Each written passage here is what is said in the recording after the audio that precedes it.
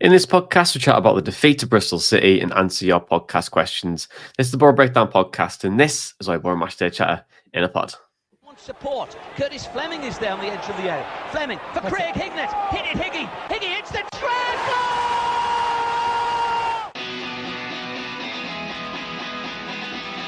Ravanelli coming alive again. Juninho wants the ball played to him. Ravanelli spots out Emerson!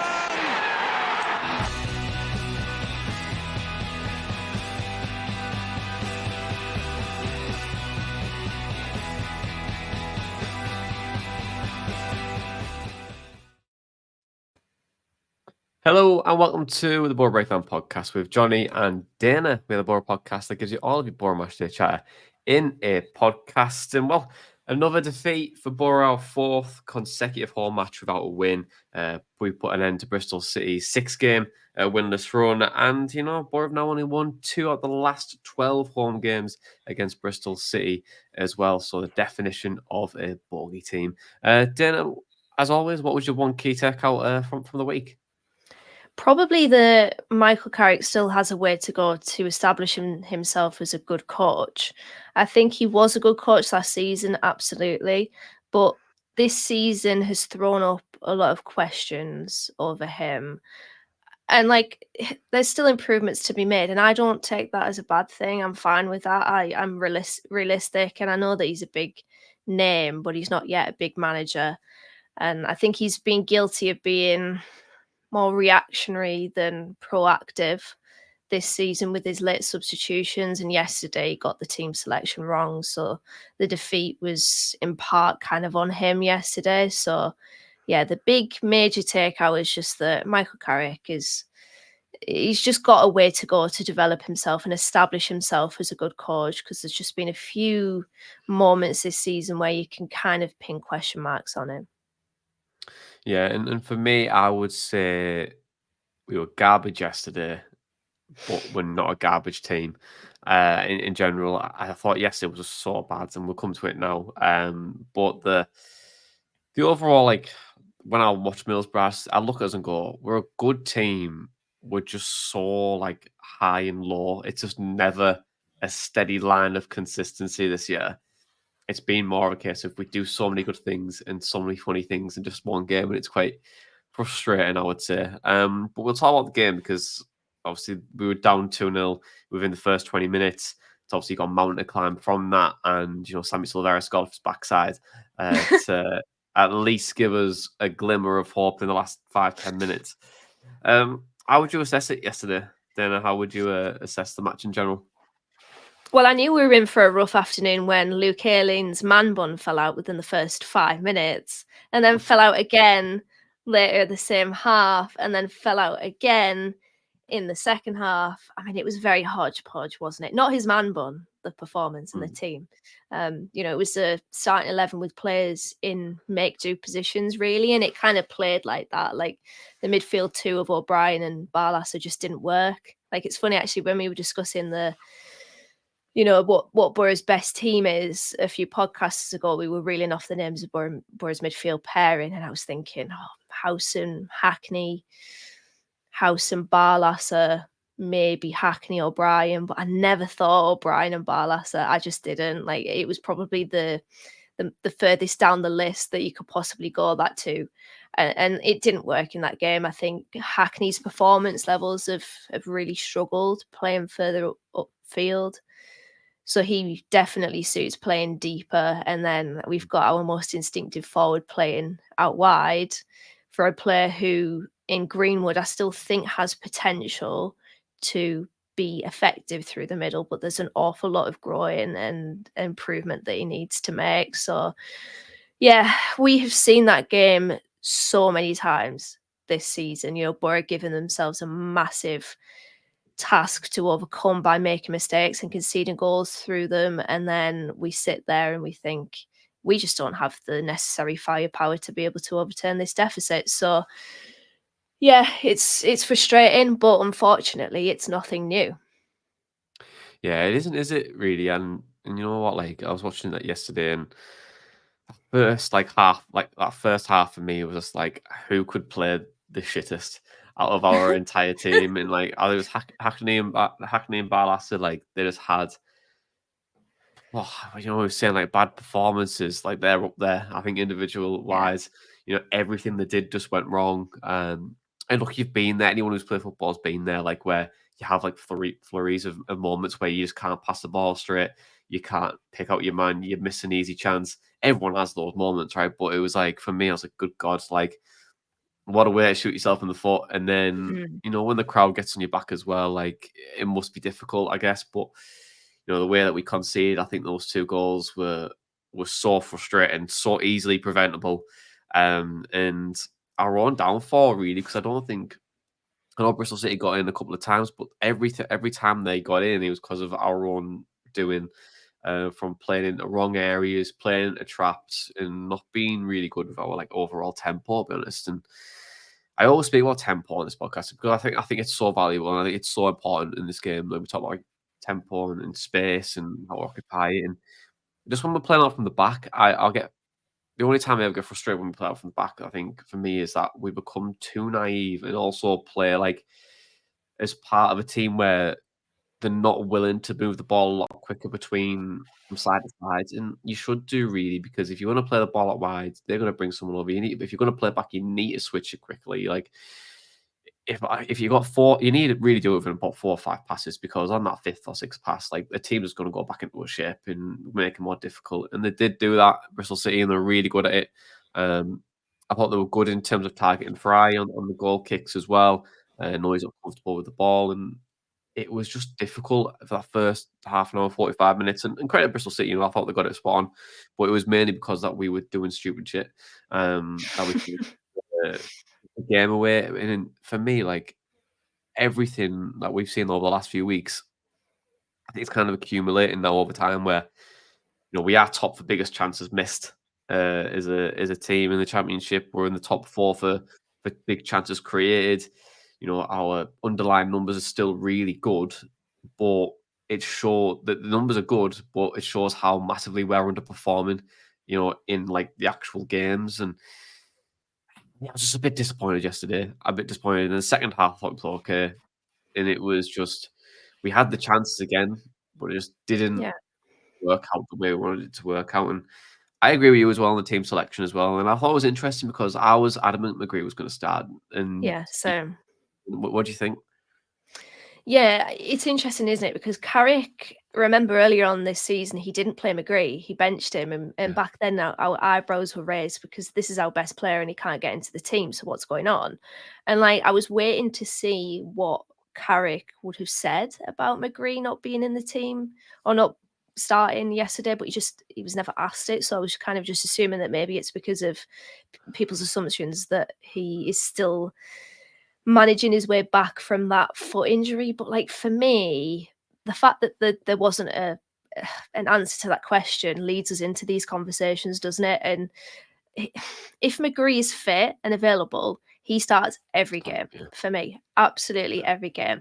Boro do not have a player on the same note as McGree, somebody that can take the ball between the defensive line and the midfield line, even when under pressure. I think you saw when he set up Greenwood's offside goal, he was under pressure, he was being pressed, but he's so agile, he's so intelligent. He just needs that one little deft touch to get a player in behind, and we saw that in that move. And it's like no one else can offer that. You think about the other options in that left wing berth, Greenwood does not offer that. He's a Yeah. completely different player. Azaz doesn't offer that. He's a completely different player. So like McGree is kind of in his own bracket there with Boro. He's so technically gifted. And he's just so good playing between the lines with, be it his back to goal. He's so good at playing on the half turn, receiving the ball, and then making a move that basically gets him into an area where he can make a pass, he can make a play, he can take the ball out wide, he can feed it in, filter it in centrally. We saw that with his goals that he set up for Morgan Rogers in the cup. Like, he's such an intelligent footballer and he gets in that team every single week for me. And if he started that game, it would have had a really positive domino effect with the rest of the team selection, because then it would have meant that Azaz would have played through the middle, which I think suits him. It would have meant that McGree would drop back, which suits him. it would have meant that, one of Barlasser or O'Brien would have had to take a seat on the bench. But would you rather have O'Brien or Barlasser in your midfield or Riley McGree in the team? You would definitely pick Riley McGree in your team. So I feel like Michael Carrick, going back to my one key takeout, is maybe guilty at times of overcomplicating things. Like, obviously, we're not privy to knowing exactly why Carrick benched McGree. But if he was fit and available, just play your best players. Play your best players, and particularly play your best player, because he's no detriment to the team. He's only a positive to it. And yeah, it's baffling. It baffled me yesterday. It really did. Yeah, and I'm glad that he came on, and I hope he starts midweek against Preston, because I feel like he brings so much to the team. And seeing Azaz in the second half go well, it was in the middle of the first half. Really, we changed it. But Azaz moving more to a central position, and I thought he not dominated, but I thought he was much more dominant in that role. And you could see that his strengths were really getting highlighted. He was good with his feet. He's finding that through ball. We were trying to get in the right areas, and I would say Greenwood was poor in terms of reading the lines. And you know what? He was always offsides, and it frustrates the hell out of me. Like, Yeah. and I request a bet from Sky Bet, and I was like, how many offsides can this guy actually have? Like, there's play on the defender's shoulder, and then there's just being offside. That's like constantly, and being naive about it, and frustrates me. The hell out of me with that, but. As for me, I thought second half was much better, and you know what? He's still so fresh, like in the team as well. And I remember when Rodgers came in, and everyone was slating him for 2 months, and somehow he became the best thing, and best player in the world. And what annoys me is sometimes I see tweets and everything like that, where the score was, "But this is supposed to be our replacement for Rodgers," and he just, it's just, it's like, well, you're just slagging him off after 2 games, the same thing you did with Rodgers. But I think he is still our replacement, and I think he's really good. We just need to keep showing more and more of it. But he's only just came with the football club, right? But he has quality. And I agree. I think McGree should have started. But go on, what were you gonna say? Yeah, I was talking to someone in front of me at the match, and he was kind of criticizing Azaz, and I just don't get it. I really, really, really don't. Like, I know that as human beings, we always want to find someone that's responsible for something not going right. Yeah. But like, he has played, what is it now, 3 or 4 games for us? 3? Yeah. I can't remember, but like, it's very early days for Azaz. And the thing is you can say that he was absolutely shite yesterday. He still created some really good chances for us. Is that not enough to give him a chance and to be like, you know what, there's something in him here? Like, of course, there's players that are just downright turgid. Like, sorry, but Toyosi Olasanya, like, he won a competition to play for Middlesbrough, let's be honest. Great, seems to have carved a good career for himself in Scotland, but you can kind of gauge from certain players they're just not good enough. Don't see that with Azaz. Like, right now he's not performing to the capabilities that he's capable of, but don't write him off. And I'm not saying that everyone is, but there is a selection of football supporters that go to that superlative degree of like, everything's going wrong, everything's shite, there's a big conspiracy theory, Gibson needs to go, Azaz needs to go back to Villa, what are we doing? And it's just like, it's not that bad. And I am backing Azaz. I think that he will end up being a really big positive player for us, because think about it, there's players in that team that have also undergone that kind of narrative of their shite, and then we've warmed to them. So if anyone is out there that's like really questioning the signing of Azaz, just give him time, and I think he will be a net positive signing for us. Yeah, I agree. I agree. I think he's a good player, and it's just going to take him time. I think it's getting used to the system as well. But for me, yesterday when we talked about different players of who we've liked and who've had a bit of stinker, I thought like Barlasser had an absolute stink yesterday. But Barlasser was getting a lot of the abuse, but I thought Hackney was the worst out of the two yesterday. He's been bad for a number of weeks. To be and honest, I think you need to highlight that though as well. Like, I think sometimes like we're very easy not to. It's very easy not to like not like criticize a local player sometimes, but like for me, like I think Fry slows the game down a lot. He always shifts onto his right foot, slows the tempo down, and he can't play out from the back, and it frustrates me. Whereas like as Hackney as well, give the ball away multiple times, give suicide balls to different players, which cause a domino effect on different things. And then it was like, well, we need to highlight. I think just as much as like what Dan Ballas was, but I think Ballas was terrible yesterday as well, just as much as Hackney. But it He was needs frustrating. time. He needs But, time on the ball, Barlasser, that well, he yeah, just isn't yeah, afforded. Like, he's not the type of player that can kind of do things quickly. He just needs that extra few seconds that he's just not afforded. So when a team do apply pressure on that build out from the back, because obviously when from Boro goal kicks, the two centre halves will split. Barlasser will drop into that deep position, and he's kind of the first contact of the goal kick. Like as soon as teams kind of push up and put pressure on it, that's when you see his weaknesses. So like he needs time on the ball that he's just not afforded, and it's like he does offer a lot of like line breaking passes that get us forward, that progress us up the pitch significantly. But yeah, then in possession, when he just needs that 5 seconds or so to like, but this also comes down, Jonny, to like the lack of movement. So it's not yeah. just Barlasser; it's the Oh, lack of movement. don't get me started on that. Don't get me started. Go for it. Go for it. Go No, for have no, a no. therapeutic rant. It's. I wouldn't say that. It's that. But like, if you play out from the back, you're only as good. Your defense is only as good as your midfield, and the midfield's only as good as its forward line. And if there's a chink in the armor, and say if the midfield's not running, then you can only really ideally play it long, or you're gonna start to horseshoe it. There was no movement up top. There was no movement in the midfield. Therefore, you're playing it out from the back, and then when you do play it in the center, you're getting pressed because you're not playing it quick enough, and it frustrates me. If you are going to do it, play it from the back. Like I said earlier, that fourth or fifth pass, you've either got to break the line or you've got to switch it very quickly and just trying to create the space. But when you've got two or three forwards literally like just stood out wide and not trying to bring players in or move on, it's not like you have to run across half the pitch. Just a couple of yards, keep it moving, just keep yourself walking from side to side, just wait for that opening to come up, and we just don't do it. And I think that, you're saying like about people needing time and space, but also they need players around them. Like Mm. for me, if I'm looking at my goal kicks, I'm probably looking at my centre half. Okay, there's two. Where are my wing backs as well? Are they wide enough? Are they in enough space Yes. for like Barlassa or Hackney to open the body up, play it out wide? And then you've got a lot of space to kind of for Engel to maybe come inwards, play that 1-2. Can we get a winger in and behind? And it's just like, if we don't do it, when you do horseshoe, it frustrates you and it frustrates everyone. But if you are going to horseshoe, you may as well just play it long over the top because the team's going to keep coming up and coming up and coming up in that mid block to a more of a higher press.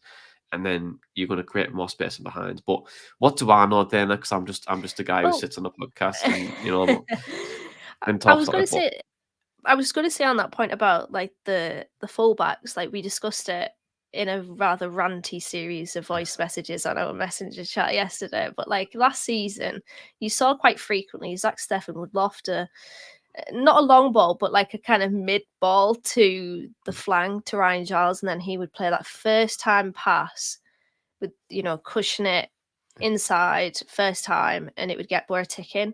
Like it is so frustrating to see two rather conservative fullbacks, and this isn't all throughout the game. Like yesterday, we saw Ayling get forward in the second half more so than the first, although he did get forward a few times in the first half. But it's like I just want to see Boro utilise their fullbacks more because they can be our outball. They can be what essentially alleviates that pressure and gives Barlasser and Hackney or O'Brien or whoever's in the central areas that option. We just don't really see it. And as I said, it's very hodgepodge. It's very kind of makeshift, make do. I know we've got injuries, but I don't feel like Carrick has quite cracked the formula this season like he did last season. So scaling back to the narrative about Carrick, like there is big expectation on him, and some tacticals on Twitter will tell you that he's destined for the Man United job. If he is, he's got an awful long way to go because, yeah, it's not a bad thing, like needing to improve. It's not a criticism at Carrick, but it's just probably a bit of perspective that, like, he's still early into his managerial career, and we've seen a lot of naivety, mm, potentially, you could maybe label it this season. Yeah, and look, there was a bit of naivety, isn't there? Like, I think even when you play off, you got your principles as a coach, and you want to play things in a certain way, but also as part of like a philosophy or a principle, which is where as a coach, like you've got to be adaptable. I think, and Mm. when you have that adaptability in your locker, like okay, you've got your principles, you want to play in a certain way, you want to create chances in a certain position or create like or play through teams to get yourself in certain areas. I get it, but you also got to have that ability to kind of go right. If this isn't working, how do we not a move away from the principle, but how do you adapt your principle to kind of achieve the same result? Because there's different ways to get to the byline, and there's different ways to get into that box, into the box in the 6 yard box, where it's probably the best areas of the pitch. And you don't have to be a best crossing team to do that. You can play the ball in behind, which we do get in, but it also relies on the striker. And I don't think Greenwood offered that yesterday. But yesterday, like it felt like then when we had 76% possession, we had over 360 passes. I think it was 370 in total. I think Bristol City had 90. I think in the first half. Yet we're 2-0 down at the break. And the create chance, like it kind of comes back to that point, doesn't it, where it's being adaptable, then also like having that like mouse to kind of change things up a little bit. But why do you think Bristol City got that so right in the first half? In the first half, Yeah, they just attacked us in an area that is a weakness for us in that yeah, midfield where, yeah, if you do put pressure on us, we do have problems. And as we said, we didn't have that out ball. In the second half, I think they were pretty content with allowing Boro the ball out wide. I was having a look, 27 crosses yesterday in that game, and we've been averaging 16 crosses per 90 this season. And I think they were content with it because they were packing the central areas instead. So when we saw Ayling get forward more in the second half down that right, we also saw a lot of Bristol City interceptions, blocks, and clearances. So, like, firstly, I would probably say credit to them for their defending. The majority of those crosses from Boro were cutbacks. There were a few off the floor, so there was a bit of variety there, but I would have liked to have seen a little bit more still.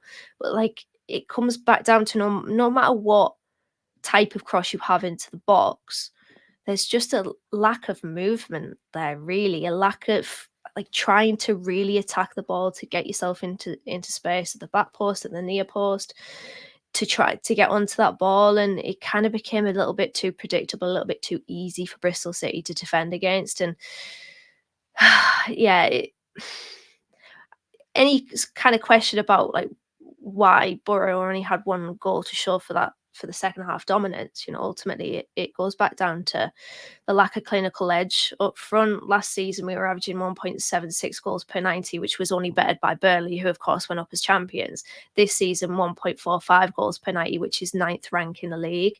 Like the average percentage of goals scored at home in the championship this season is 55%. But get this, Boro have scored just 39% of their total goals at the Riverside. Like our home form ain't good enough, and our ability to score goals at home ain't good enough. But we did have chances. Like Finnazar's created one really good one where he laid it off for Greenwood, who tried to curl it beyond O'Leary, and he didn't get the purchase behind it. He created another one where he put the ball through to Greenwood, and O'Leary came out and smothered it and made himself big to block. And then Marcus Force fashioned a chance where he dragged a shot wide. We just don't have the clinical finishing ultimately at the end of the day. And if you don't have that, there will be games like yesterday where feasibly on the scale of on the balance of the game in the second half, we could have got something from it because of our dominance. But if you don't have somebody that can put the ball in the back of the net, then ultimately yeah, you're going to go home empty-handed, as we did. yeah. And it's not like games like where we're getting battered. I think with the Chelsea game where we did get battered. I think, but by like the games of the Championship, we're not getting turned over. I think all the games it just comes from us. Do you know what I mean? I don't see a team playing us off the park. I'm not seeing a team like come Riverside and dominate. It's very much flashes of. It's like moments of madness. When I'm sure I've said something on the podcast about this before, like around moments of madness where we have 85 minutes spot on. You've got control of the game. You're playing it from side to side. You're creating openings, but that 5 minutes of where you switch off, the game's dead. And I think that's what happened yesterday. To be honest with us, and it's frustrating. I think for a fan because you can be so concerned with the narrative of this process isn't working, or this player's garbage or whatever, and it's very bipolar, especially where I sit in the North Stand as well. You 1 minute you're fantastic, next minute you're crap, and it's in one part of you don't even know that you the right players on the pitch. But it's like it's there's a lot that goes on in the North Stand. And Matt will probably laugh at that that comment what I said, but I think the overarching thing is that for me, I think to take out the whole game was kind of what I was saying earlier, is that we were garbage yesterday for a good 30 minutes. The rest of it, we were fine and creating chances like we were. And we do create chances, which annoys me. Creating chances is probably one of the hardest things to do in football. And we do it so easily. But why aren't we finishing it? And it's like you can say, oh, well, we didn't bring a striker. But look, we know that there was something in place for January. It didn't work out. And we move on from it. But the summer's going to be a key moment for us anyway, if we were to bring the striker in. But I think my overall positive and my narrative for this year is that we're still a good team. We probably won't get promoted this year, but we are a good team, and everything that we need to work on can be done. If we need to bring more pace, and we didn't have any pace in the squad yesterday, which is a bit of a problem. We need a centre forwards, but I think for me, if you're getting a right back in the summer, because I don't think Erling's going to stay, I definitely wouldn't sign Greenwood, and I don't think it's Greenwood's wages alone. I think it's too much. And if we get a centre forward in the summer, we get a right back, we get probably another winger to maybe help us out, and I think Silvera will come good as well. I just think that we need, just a little bit more to get us over the edge. But we're good. I think we're a good side. I do think we are a good side still. And you can look at the numbers at one element, but on my eye test, I still think when I look at different teams in the Championship, Boro are a good side. But anyway, then let's move on. Let's move on to podcast questions.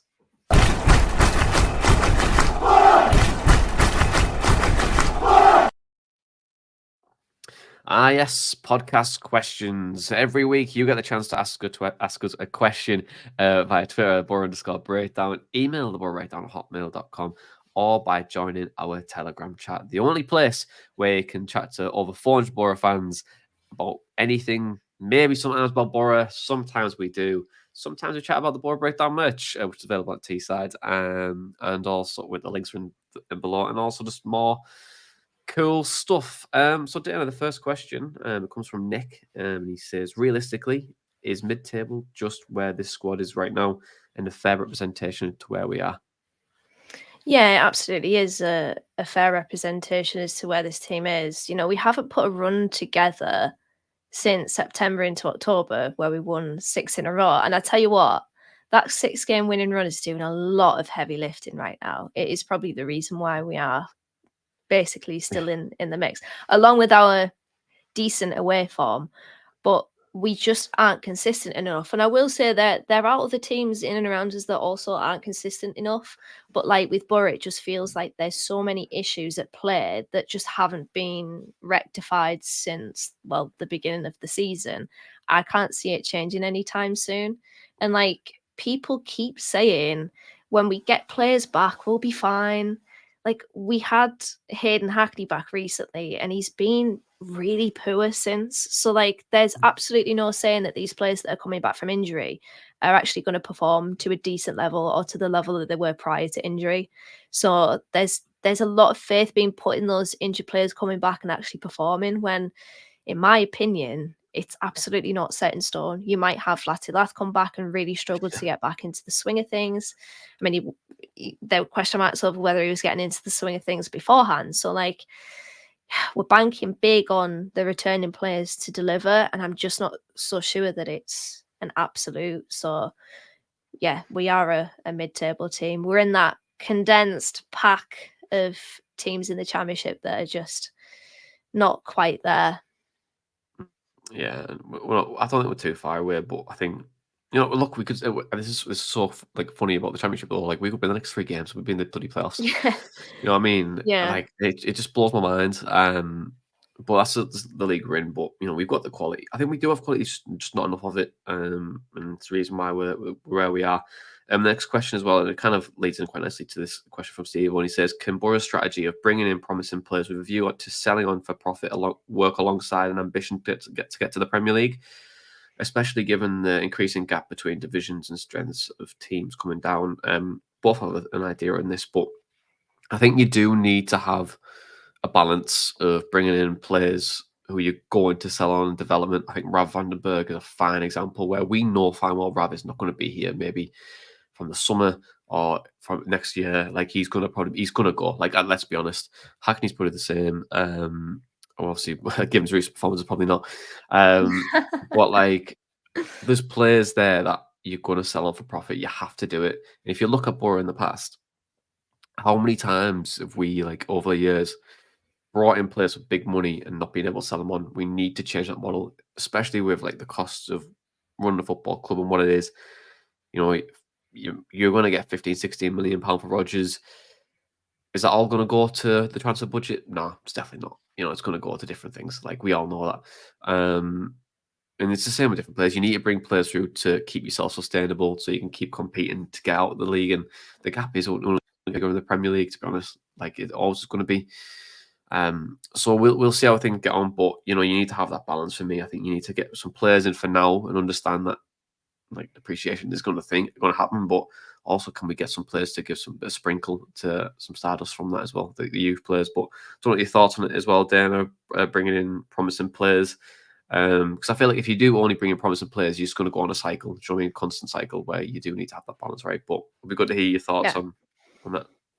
Yeah, I agree completely in that we need a balance. You know, this isn't FIFA 12 where you just get rid of a player that's approaching their 30s because all of their stats decline. Like we see with Jonny Howson is like the poster boy of this, that players over the age of like 28 and well into their 30s in Howson's case can still perform at a really good level. I think we need a good balance. And I think we have struck it actually because we've got Ayling who's come in and I think has been pretty decent so far. Tommy Smith's been decent since he came in. We had Neil Taylor who did a decent job, Lee Peltier as well. Like there's players that have value in them that aren't your archetypal, really high potential players. So I think there's a good blend, but also with this sort of approach, it needs time. Like there are going to be teams that have really good players and you think this is our season, it could happen. And then it ultimately doesn't. We sell them on, we kind of regenerate, we start again. It will take time. And that word time is a trigger for a few people because some people want things now. And I get that completely. We all want to see Boro do well. I'd walk 1,000 miles to see Boro be a really successful team. But success isn't just promotion for me. And actually, I'm quite, and this might be controversial, I'm always really happy being a successful championship team. And then ultimately, it kind of goes to shit after that. That's kind of just the how football is. So I know Tom would absolutely hate me for saying this, but like I'm fine just developing, and when it happens, when we get promoted, then it happens. I'm not itchily impatient for it. I like as a fan, just to let people know, I've seen 2 seasons of Boro in the Premier League. So for someone that's seen the halcyon days of you know, the Europa League campaign and Hasselbank Viduka, like I get that it's a completely different kind of perspective. But for me as a fan, I've seen 2 seasons of us in the Premier League. It's not the be all and end all for me. Obviously, I want to see Boro there. I want to see Boro be successful, but I can wait, basically. I can wait. I can see Boro develop. I can see Boro bring through academy graduates and see them flourish like Hackney. I can see them bring in players like Rav van den Berg and watch them really develop. I like that. I like those sorts of stories within a team. So, yeah, bit of a waffle, but it can work. It just needs a little bit of patience. A few chapters, shall we say, within it. Yeah, look at dinner. I've seen Boro probably more in the Championship now than I have in the Premier League. And the Premier League was a lot different from when we were in there. You know, we were in the Europa League and we were paying out some good money on players, and we were. It was not as pretty sustainable as you wanted it to be for Boro, but we had some really good jerseys and it was great. The Premier League was dead good when I was growing up and we were playing these big teams, and it was fun. Like, the players we had probably underappreciated at the time, really. Because we always thought it was gonna work out. We were always gonna be a Premier League team. Like we sustained ourselves under Robson and McLaren, and it kind of felt like we were gonna always be there for a long time. And then obviously, so Southgate, this went tits up, and for multiple reasons rather than just for Southgate alone. But yeah, like it can be frustrating. But I did say when Scott came in, I did say it's going to take. I would love to see where Boro are at in about 2 or 3 years, and it's next year's probably that third year. So I'll assess things then. But there's a lot of positives out there, and I'm kind of come on to it like now. But this week I was at the supporters forum with Steve Gibson. That was really good. I really enjoyed myself. Really enjoyed myself. It was supporters forums were really good. There's only like 10 or 12 was there.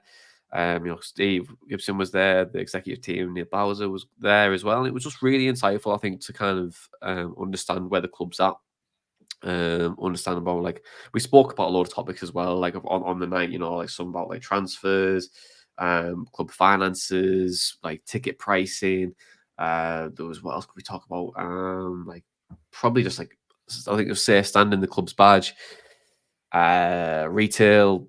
There's loads of stuff that you can kind of go into, and I can't obviously respect it to Steve and the club. I can't say anything at the moment and stuff like that. But I think overall it was a good evening, a real eye opener. It kind of helped me understand like where the club's going, like in the longer term, and it is exciting. Like, I think what the beauty of what the club's doing now is that they're just listening to fans and they're getting more on board, and it's a good like relationship, I think, with the club. And it seems it was like just a really good evening. But like, even when they talk about transfers, about Rodgers, like it's an unreal deal that we've got.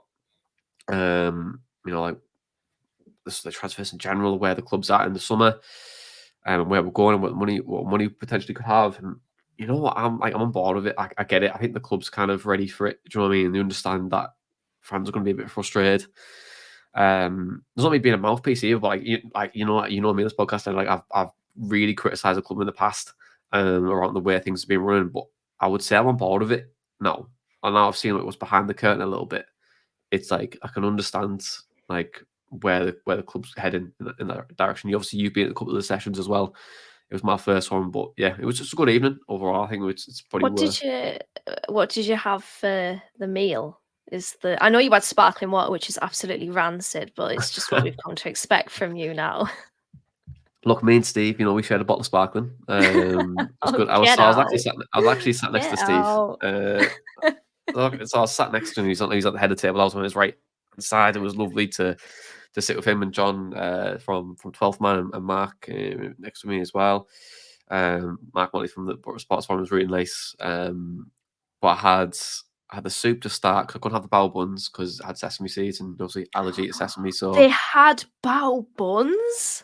They did. So it was. That's my favorite thing. That is. So I jumped in for you, and you missed out on that. So I couldn't have that because allergy. But now I feel like fans who hate this podcast are going to start sending me sesame seeds in my post box. But I had chicken and potato. Was it potato something? What was it called? Begins with a D. I can't remember. I have no clue, mate. I can't remember what the character said. Dolphin was, yeah. Dolphin was. Yeah. So I had that, and then I didn't know what to give for my dessert. And Steve recommended the cheesecake, and it was a fantastic recommation from the chairman. That is a very good selection of food right there. I'm jealous. Yeah, so I was wined and dined. But like the conversations were great. Like they were really constructive. The club like listened to what we wanted to say, and they take a lot of things on board. It was just a good evening. It was just a really good evening, and like it was really open. I know Mark is going to probably share the minutes over like the next couple of weeks on Twitter or wherever he's going to send them on to. So yeah, he can give you more detail then probably. And we can probably chat about it more on the podcast as well, because I think we've asked that question as well, what we can and can't share. So we'll put a feedback on that. But should we move on? Because I know we do have a game coming up in Preston this week on Valentine's Day. So hopefully Boro can give us a bit of love and and actually win again. And that'd be Yeah, quite nice. And that'd be we're at nice. Preston as well. So, like, how are you feeling about it as well, Dale? Like, do you think we'll go a deep deal and get a result? Because it's not really a good hunting ground for Boro, right?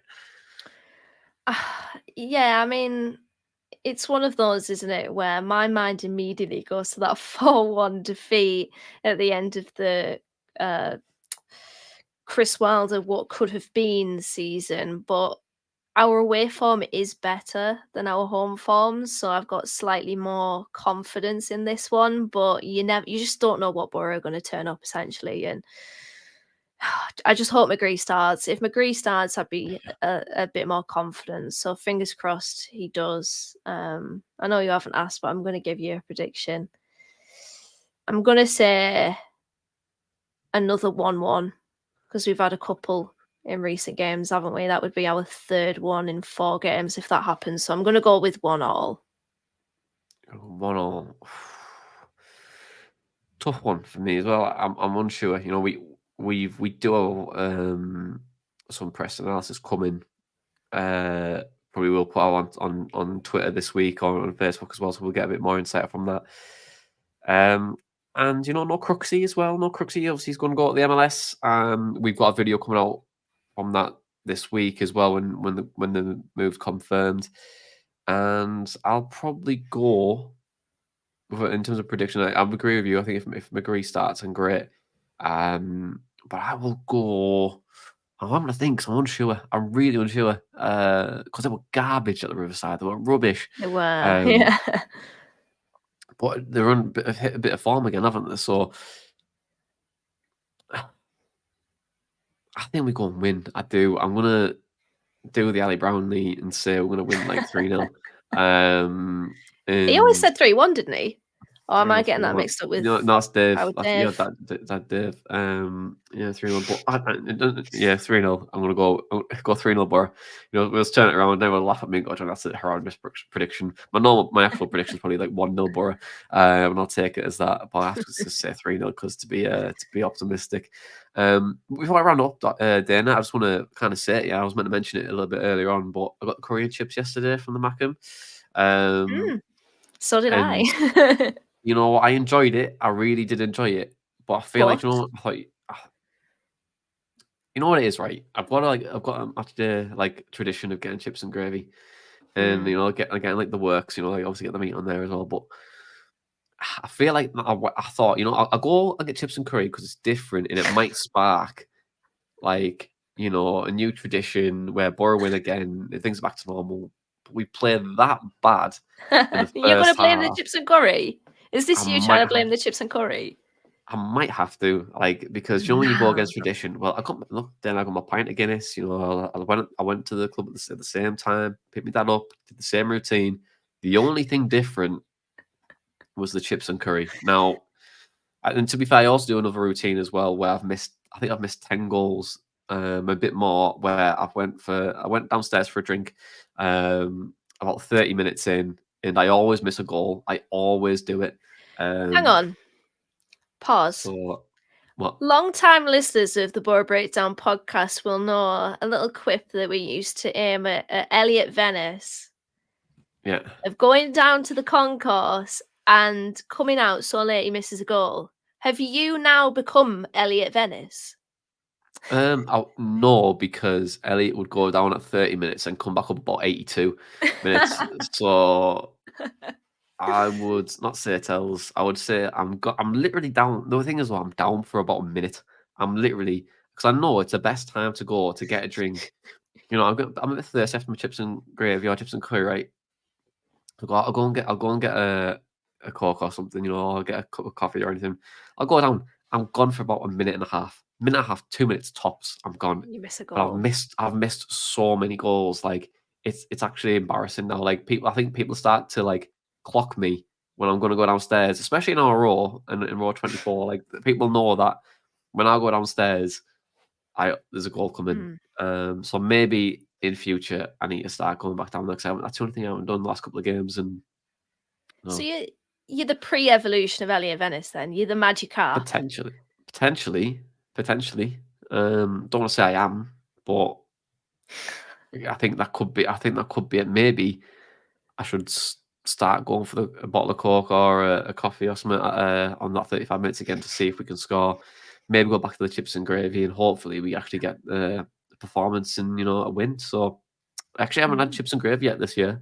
Well, the last 3 home games. No, yeah, no, last two home games we haven't won. This year in February. Yeah, this year, this long year It's in been a February. while. Anyway, I know, but normally it'll be resumed. And don't worry, we'll get next home game. I'll get me chips and gravy and we'll win. And but they were nice, though. I would recommend. I would recommend. I enjoyed them. I'll So always recommend the yeah, curry and chips. I got mine and I was pretty content. But then yeah, I wasn't at full time when we lost. So oh well. yeah. Oh I well, will still eat my chips and curry as usual. I'll yeah. drown myself in the curry chips next time. Just to, I don't know. Why not? I'm about to watch Boro. I might as well turn into a delicacy instead of watching it. Yeah, maybe we should start talking about chips and curry instead of chips and gravy on this podcast Yeah. instead of the matches, because at least they're consistently good. Do you know what I mean? And Borough just, Yeah, very true. Yeah, Borough's so bipolar. So anyway, on that note, we'll we'll review obviously Matt Crooks' transfer going out there this week as well. You get an expected video from us on that one. We'll probably look ahead to Leicester as well. But right now, Borough are breaking our hearts, but hopefully Cupid can give us a win on Valentine's Day at Deepdale. But this has been the Borough Breakdown podcast, and that was like a Borough Match Day chatter in a pod. Up the Borough.